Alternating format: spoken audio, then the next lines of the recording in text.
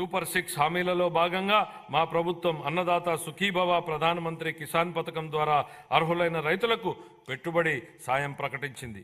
మా ప్రభుత్వం రైతుల సమగ్రాభివృద్ధికి పొలం పిలుస్తోంది. వడ్డీ లేని రుణాలు, భూసార కార్డుల పంపిణీ, వ్యవసాయ పనిముట్ల సరఫరా, భూసార పరీక్షల ప్రయోగశాలలు, పొలం బడి వంటి పథకాలను అమలు చేస్తోంది.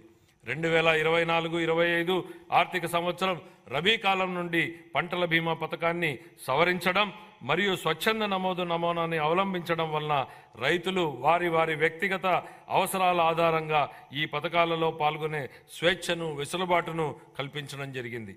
గ్రామీణ ఆర్థిక వ్యవస్థ స్థూల విలువను పెంచడంలో పశుసంవర్ధక రంగం కీలక పాత్ర పోషిస్తుంది. పశు సంపద మరియు కోళ్ల పెంపకం మన రాష్ట్రం దేశంలోనే 2వ స్థానంలో ఉంది. మన రాష్ట్రం గుడ్ల ఉత్పత్తిలో మొదటి స్థానంలోనూ, మాంసం ఉత్పత్తిలో 4వ స్థానంలోనూ, పాల ఉత్పత్తిలో 5వ స్థానంలోనూ ఉంది. వివిధ పథకాల కింద పశువులకు ఆశ్రయం, గ్రాసం మరియు వైద్య సహాయం అందించడం ద్వారా పశు సంపదను పెంచుతూ పశువులకు రక్షణ మరియు సంరక్షణ కల్పించాలని మా ప్రభుత్వం తీర్మానించుకుంది.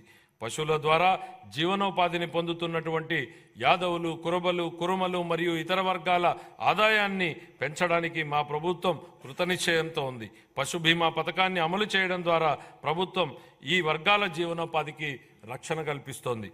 సాంప్రదాయ మత్స్యకారుల చేపల చెరువులను లీజుకు తీసుకోకుండా గత ప్రభుత్వం ఉత్తర్వులను జారీ చేసింది.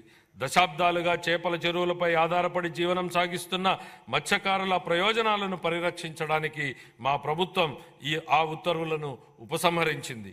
23,000 చేపలకు, వేటకు అనువైన బోట్లకు మా ప్రభుత్వం రాయితీపై డీజిల్ను అందిస్తోంది.